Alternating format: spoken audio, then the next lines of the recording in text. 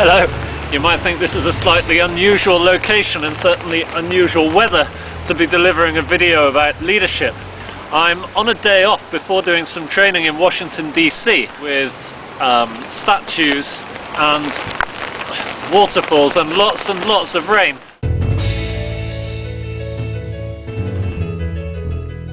Now, I have neither the eyesight nor the time to debrief the whole thing with you, but let's just look at a couple of these. So consistency is the biggest benefit it brings. I have a question for you. So what? So what? I'm your stakeholder. You say, this will make us consistent. And I say to you, yeah, why? So what? Good. So everyone get that? So it's about consistency, it's about templates, it's about language that we use within the organization. I have a question for you. So what? So what? Consistency doesn't necessarily mean the right standard. Okay, so we've got it's more efficient over here. Consistency doesn't necessarily mean the right standard. Lady here. If things are consistent, people stop worrying about the process and focus more on the content. Okay, if things are consistent, people stop worrying about the process and focus more on the content, because I can have comfort that the process is going to run itself. Gentleman at the back there. Yeah, so doesn't consistency mean that customers get the same experience? Okay, so consistency means that customers get the same experience. I'm going to push you one more time on that. Customers get the same experience. So what? Transparency. So what? Well, customers keep coming back. Ah! So successful because you've got the same experience. Okay, good. So if I push it far enough, it's customers keep coming back. Hopefully you get the message here. We could do this on a number of those, but we won't. These are features. These are features which an organization brings, and I need to translate these into values. Let me get... And the bad news is that we forget things almost straight away after we learn them. Here's the first curve on his graph, which shows that 6 days after our learning event, we remember just over 20% of what we were taught. Now, I'm going to get technical with you for a second. This gentleman at the front here spent £1,000 on a training course. But if you only remember 20% 6 days later, you've spent £1,000 on £200 worth of content. I don't know about you, but that sounds like a pretty raw deal for the learners. The problem with many training courses, and this has been recognized for a long time, is that learning gets left behind in the classroom. People leave it there when they leave. They don't consider it anymore afterwards. Professor Hermann Ebbinghaus discovered a long time ago, back in 1885, that learning is forgotten very quickly. Much of what we learn on a training event is actually forgotten before we leave the classroom, or certainly before the end of the day. And 4, 5, 6 days later, we remember 20% of what we were taught.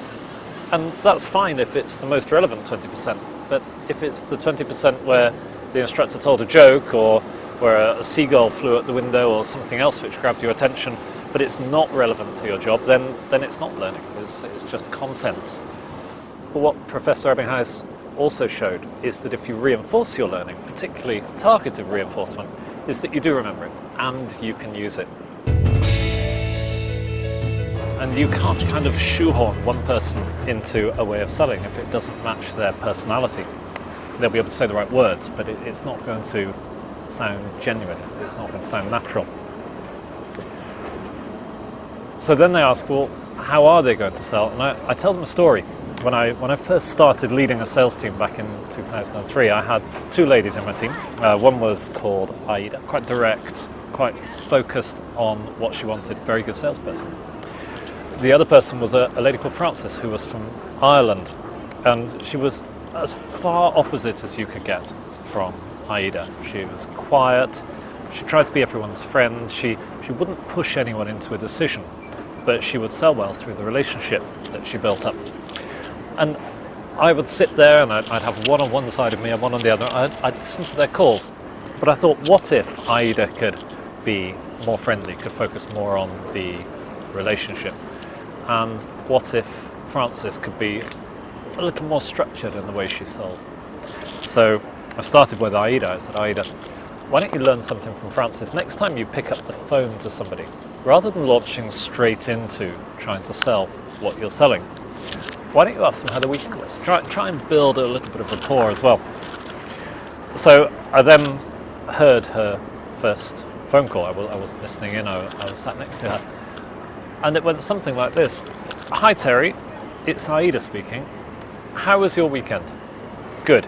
Anyway, and then straight into her sales pitch. And it didn't work. It worked for Francis. It didn't work for Aida. And of course they learned little bits from each other, but trying to put one style of selling onto the wrong person just doesn't have the effect you want it to.